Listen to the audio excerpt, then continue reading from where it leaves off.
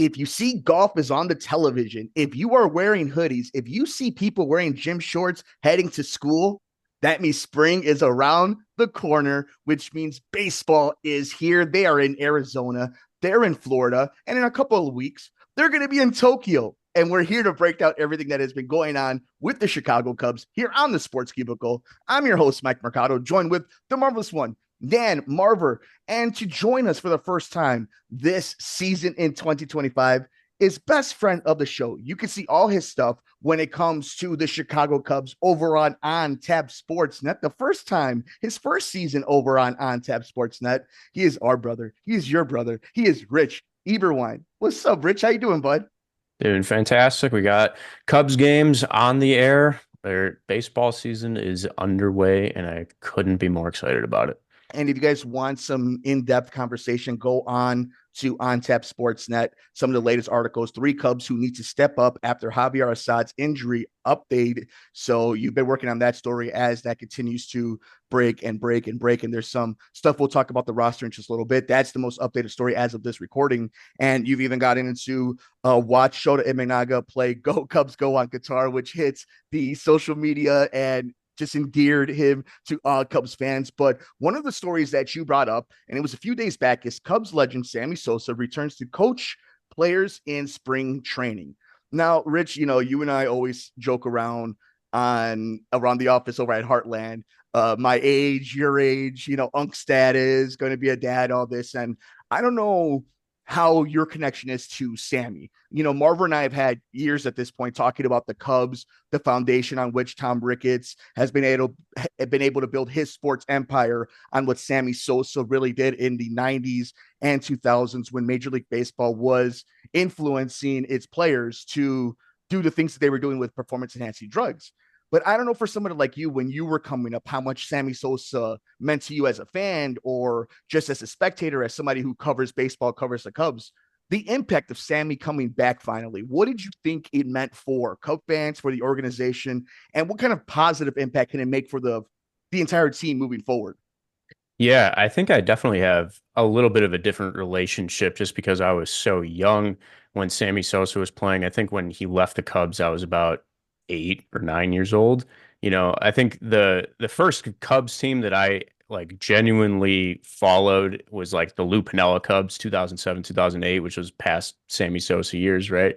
But I kind of inherited the respect for Sammy Sosa's prowess as, one of the most prolific sluggers of the era, right? And sort of one of the guys who resurrected baseball from the dead in a way after the, strike or lockout or whatever in 1994. Like baseball was in the dumps, and his home run race with Mark McGwire, I respected a lot as like kind of, being that thing that brought a lot of people back to the game. So Sammy Sosa is definitely and him coming back to the Cubs this year has definitely been, you can just feel the impact it's had on a lot of Cubs fans and the entire fandom in general.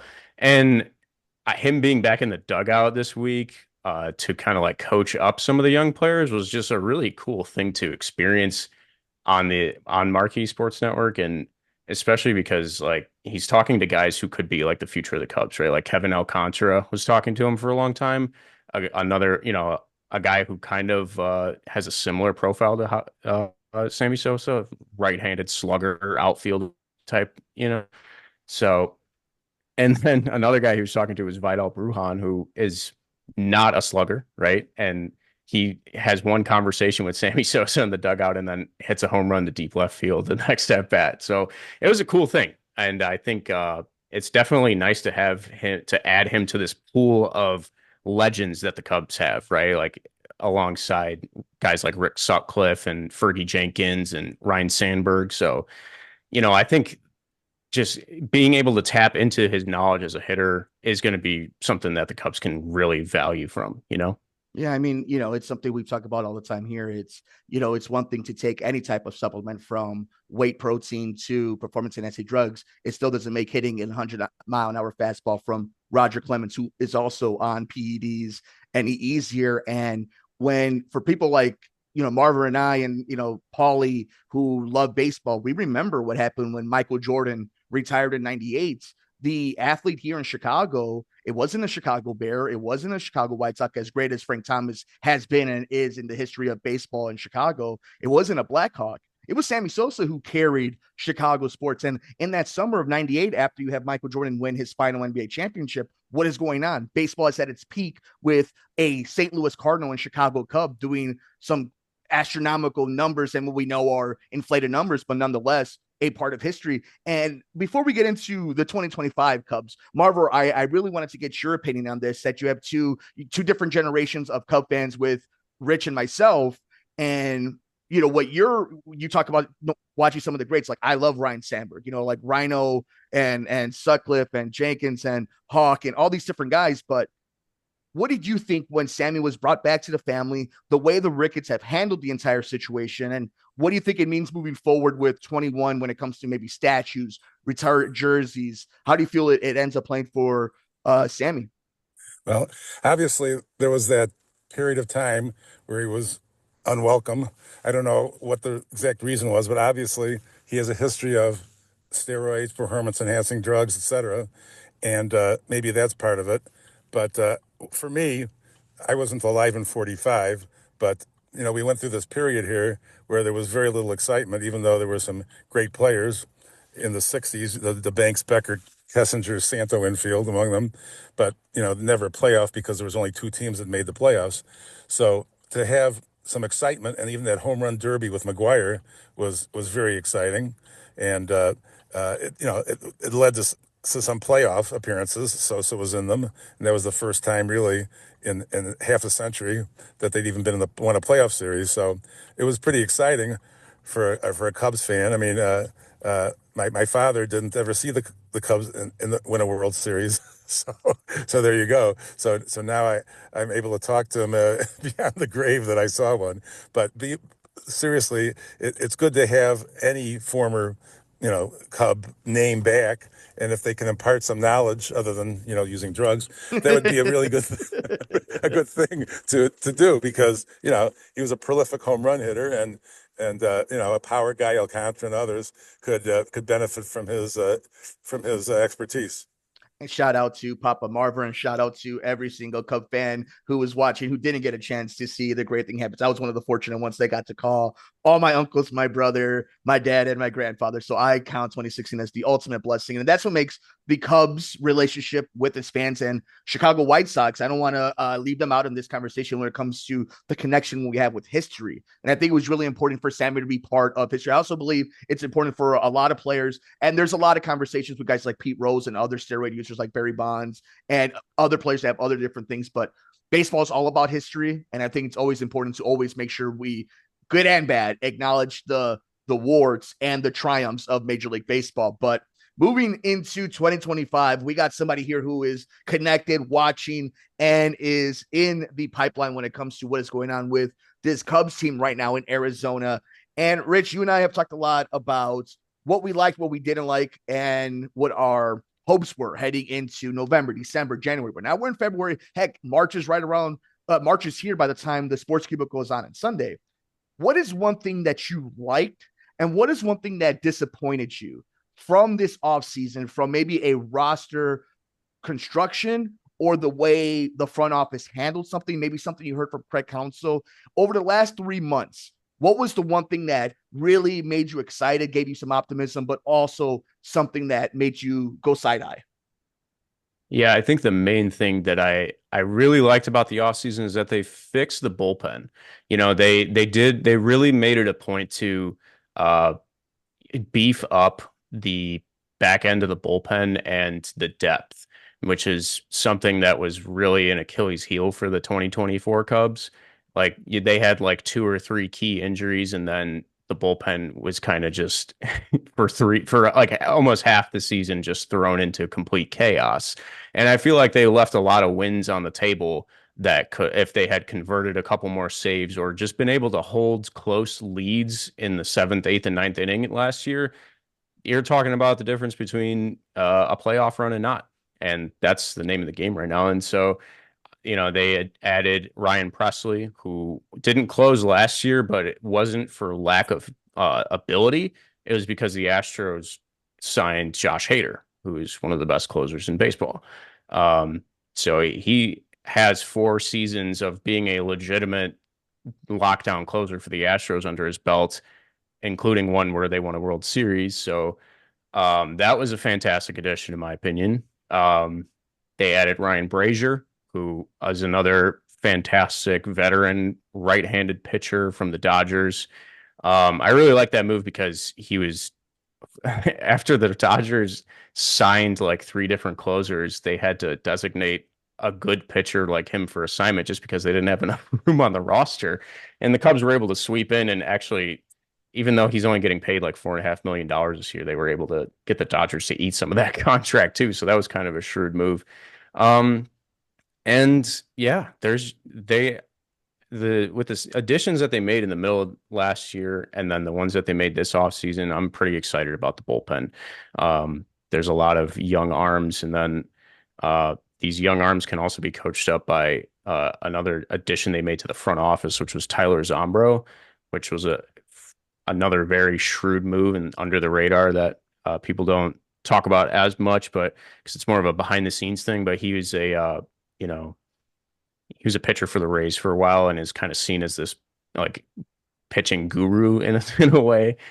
He worked for Tread Athletics, which is where guys go in the off season to train up and tweak their delivery and mechanics and stuff. So he kind of has a lot of knowledge when it comes to say there's a guy like really close to becoming a good reliever, like a Daniel Palencia, he said is a guy he wanted to work with, a guy who is really close and just needs like one tweak or one piece of advice that can turn him into a legitimate reliever. I think that guy, Tyler Zombro, could be invaluable when it comes to, guys taking the next step and improving, and it just beefens up their depth in such a profound way that we probably won't even be able to see on the field. It just has like an overarching, type of deal to it. So that's one thing that I liked.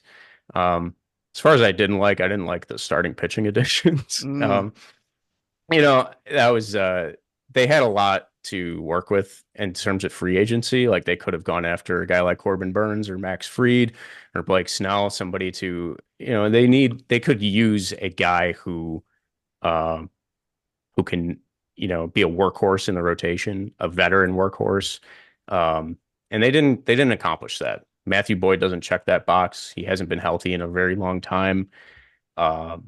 And Colin Ray is like a fifth starter, swingman type guy. So those were the 2 main additions. And that was an area I would have liked to see something better. But again, they still have really good starting pitching depth. So I think it can still be a strength as long as the guys at top stay healthy, like Imanaga and Steele and Tyone.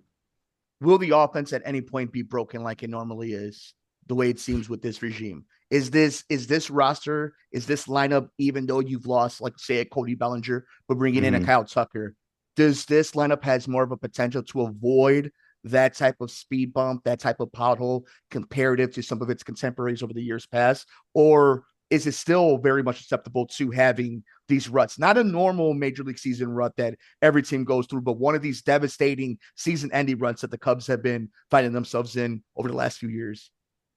Yeah, theoretically, Tucker should be able to alleviate that somewhat because his presence in the lineup gives protection to other guys like Seiya Suzuki and Dansby Swanson, and takes pressure off of them when in the past and like last year they were expected to be like 2 of the best hitters on the team, and then it's like, well, Swanson isn't performing and Suzuki is hurt or something. It's like the whole offense is kind of like jank.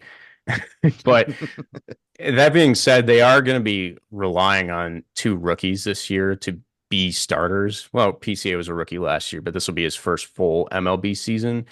And he needs to take a step forward for sure in order to, for the lineup to be stronger than it was last year. And he has the potential, obviously, when he's at his best, he's a menace on the base paths. It's just about getting on base. I feel like he could be like a Jarren Duran type of guy for the Red Sox last year, like a 10 to 20 home runs and 50 plus stolen bases type of deal. And then the other one is Matt Shaw. You know, there's a lot of hype around him. He's the top prospect in the system. And it's kind of a lot of pressure to just take a guy who's never even made his MLB debut yet and throw him at third base and say, "You're our guy."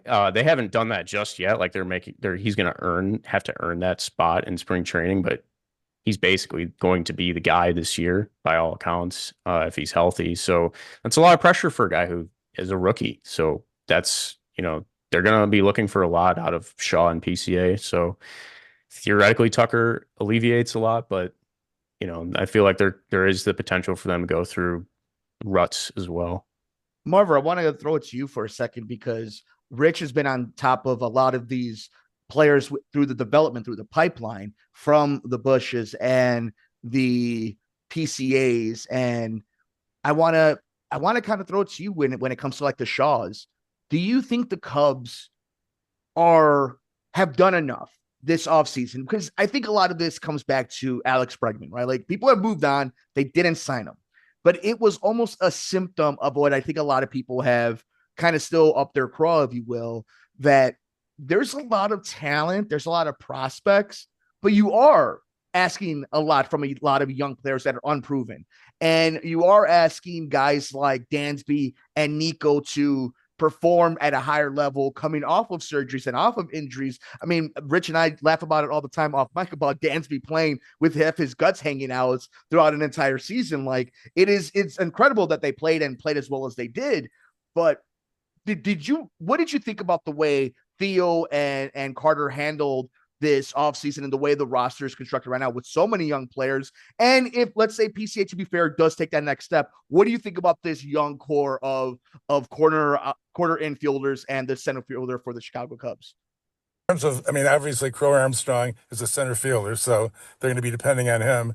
And they do have some options at third base. Shaw is obviously going to be the big option, but getting Turner is helpful to spell him at third. So even though he's on the downside of his career, I think that's a good ad.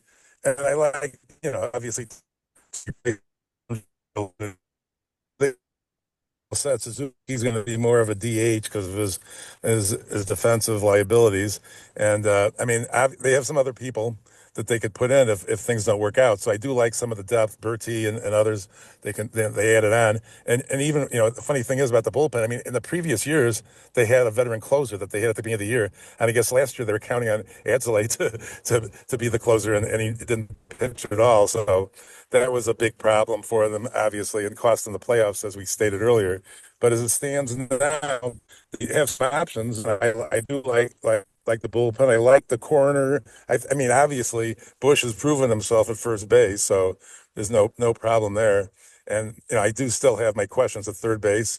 I think that defensively, center field is well taken care of. You just get a bit more offense from PCA. But I mean, the pitching, if the pitching holds up, the defense is going to be key because they'll hopefully have lower scoring games, more 3-2s and 4-3s and 11-10s.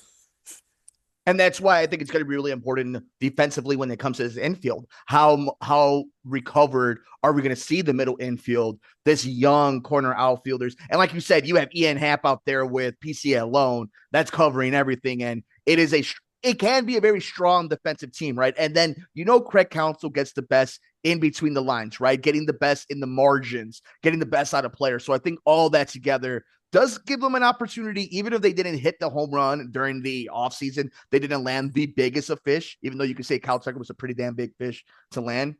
I think that does give them some of a safety net to have Craig Counsell as a manager of this team to handle any of these situations with young players coming back from injury and being able, like a Justin Turner, to get playing time for everybody.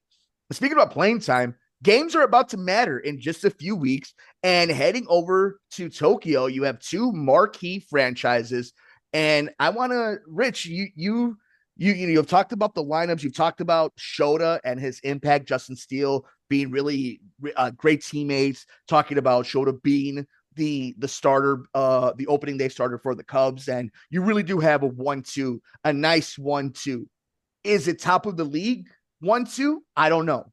That is yet to be determined. The season hasn't started, right? Anything can happen, but What do you are excited about heading into this Tokyo series? What can we learn so early in March from a team, and what's going to happen in April? And what do you think about the league doing this in general?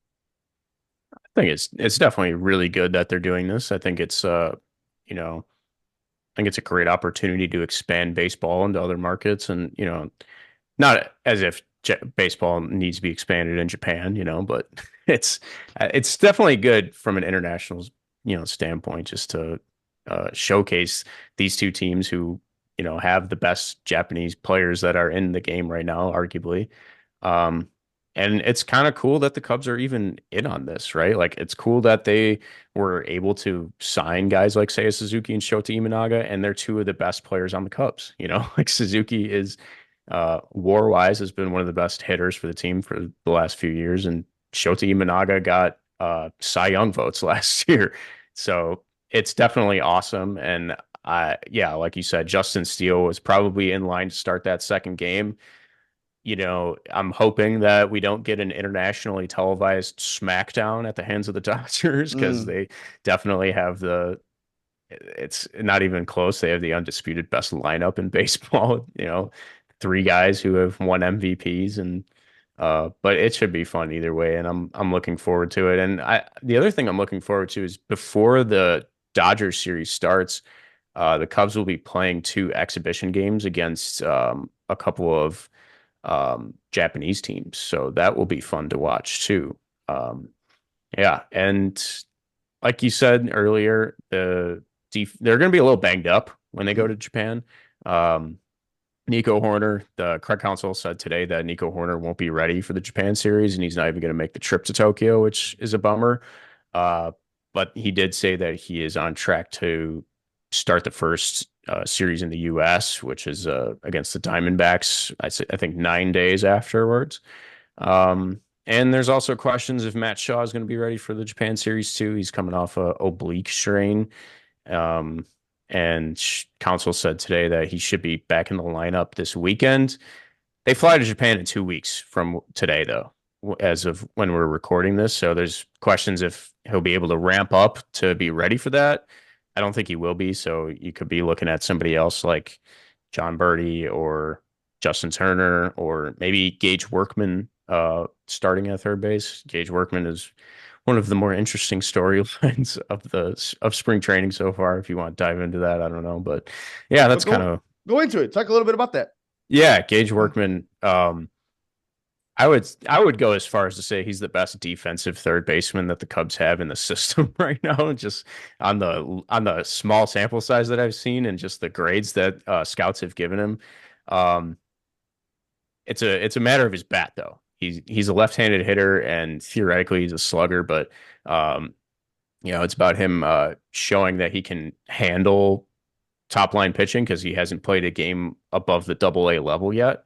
So it's a tricky situation. If he performs well, he has a chance of making the roster, and he needs to make the roster for the Cubs to keep him, is the other kind of wrinkle to this, because the Cubs selected him in the Rule 5 draft over the offseason, and that means they don't have the full rights to his contract. They can't option him to the minor leagues. So basically, if he doesn't make the roster, they will have to he won't be with the team anymore, is essentially what will happen, unless they make a trade with the Tigers, which is the team they got him from, to get his full rights. But it all depends on how he plays and how he hits for the remainder of spring training. So it's kind of an interesting fabric, and the Matt Shaw injury could give him an opportunity. Again, if he hits well enough. So that's another storyline to keep an eye on. As you said, third base, there's a lot of questions there. And we'll be keeping an eye on a lot of these storylines, especially on Tab Sportsnet's Rich Eberwein joining us today here on the Sports Cubicle. I'm your host, Mike Mercado. It's the marvelous one, Dan Marver. And we know Rich is going to be giving us all the up-to-date stories and injury updates and roster moves. And speaking of roster moves, we'll kind of finish and start wrapping it up on this one.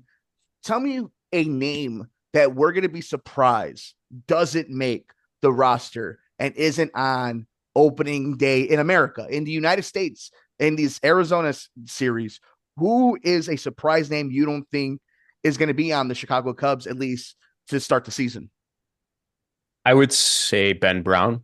is probably a good candidate. And it's not for lack of talent again. It's more so the fact that there may not be enough room for him, and he still has minor league options left on his deal, so it could make sense to start him in AAA to start the season and keep him stretched out as a starter or maybe a long relief option.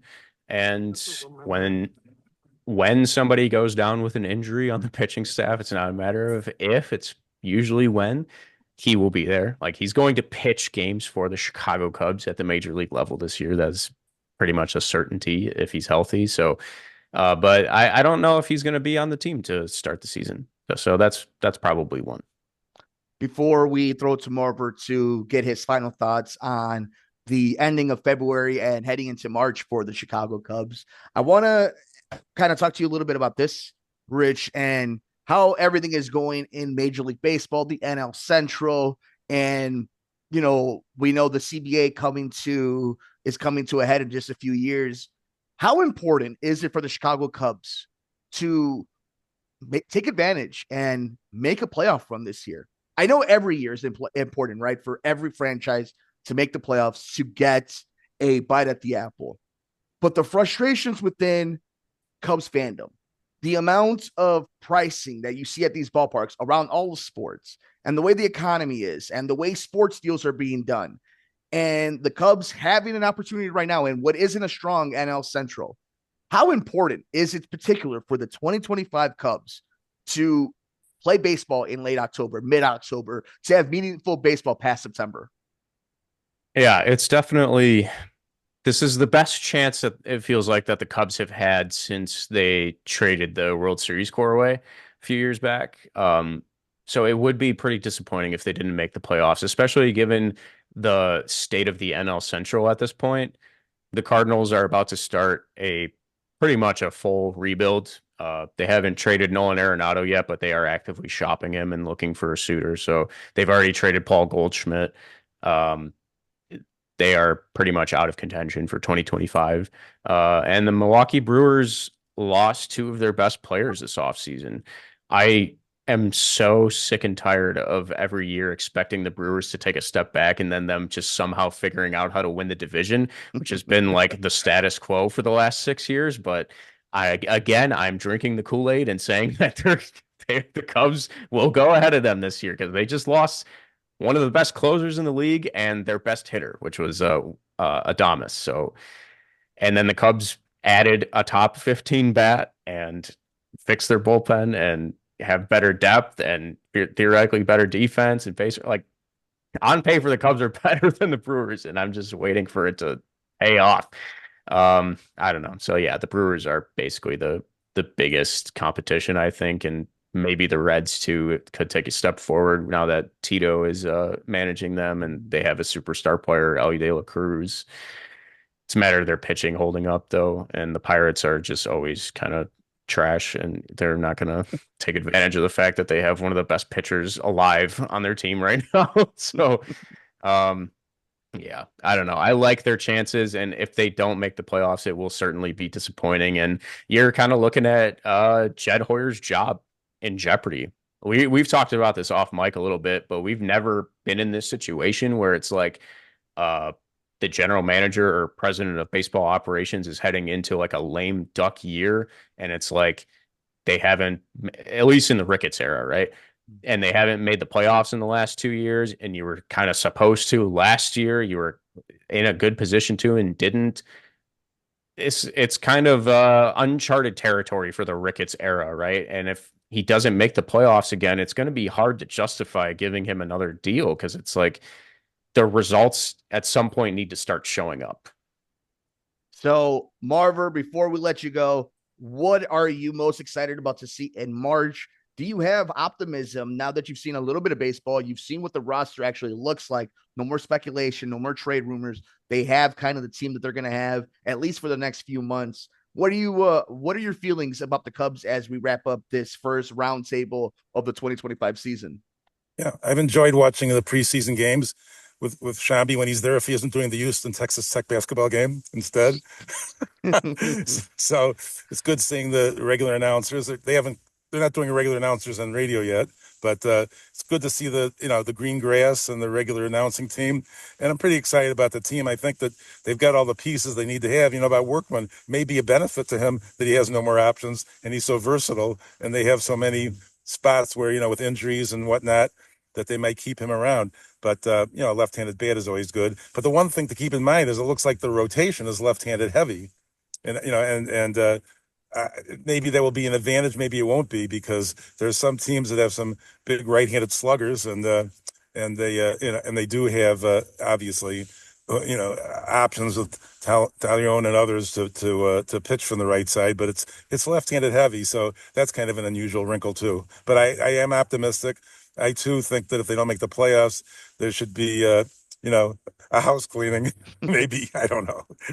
There's a chance. I mean, it's right there, and we all know that marriages don't last forever in Major League Baseball. Theo Epstein isn't the president anymore, right? And we see what he does. Like, people move on, things happen, and you hope that this is a case where if Jed Hoyer does think this is his last season, or this might be his last season, that he's all in, that go all in. And it's the last question I'm going to have for you, Rich, before we let you kind of have your final thoughts.